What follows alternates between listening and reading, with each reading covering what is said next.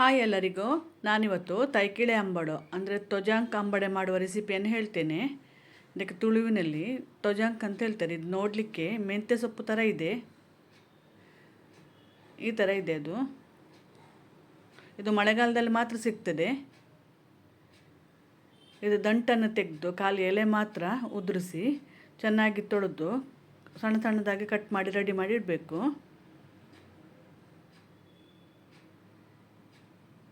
ನಂತರ ಸ್ವಲ್ಪ ಉದ್ದಿನ ಬೇಳೆಯನ್ನು ಗೋಲ್ಡನ್ ಬ್ರೌನ್ ಬರೋ ತನಕ ಡ್ರೈ ಫ್ರೈ ಮಾಡಬೇಕು. ನಂತರ ಇದನ್ನು ಮಿಕ್ಸಿ ಜಾರಿಗೆ ಹಾಕಿ ಪೌಡ್ರ್ ಮಾಡಿ ರೆಡಿ ಮಾಡಿ ಇಡಬೇಕು. ನಂತರ ಕಟ್ ಮಾಡಿದ ಸೊಪ್ಪಿಗೆ ರುಚಿಗೆ ತಕ್ಕಷ್ಟು ಉಪ್ಪು, ಮೆಣಸಿನ ಹುಡಿ,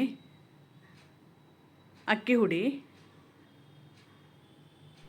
ಪೌಡರ್ ಮಾಡಿಟ್ಟ ಉದ್ದಿನ ಹೂರಣ ಇದನ್ನೆಲ್ಲ ಹಾಕಿ ಸರಿ ಮಿಕ್ಸ್ ಮಾಡಬೇಕು.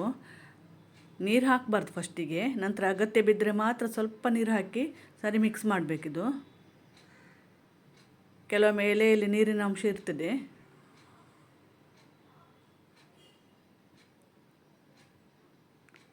ಈ ಥರ ಮಿಕ್ಸ್ ಮಾಡಿದ ನಂತರ ಉಂಡೆ ಕಟ್ಟಲಿಕ್ಕೆ ಬರಬೇಕು. ಈ ಥರ ಉಂಡೆ ಕಟ್ಟಲಿಕ್ಕೆ ಬಂದರೆ ಕರೆಕ್ಟ್ ಆಗಿದೆ ಅಂತ ಅರ್ಥ. ಇದನ್ನು ನಾವು ಈ ಥರ ಗಟ್ಟಿ ಉಂಡೆ ಮಾಡಿ ಏರ್ ಟೈಟ್ ಕಂಟೈನರಲ್ಲಿ ಹಾಕಿ ಬೇಕಾದರೆ 15 ದಿವಸ ಫ್ರೀಝರಲ್ಲಿ ಇಡ್ಬೋದು, ಹಾಳಾಗೋದಿಲ್ಲ.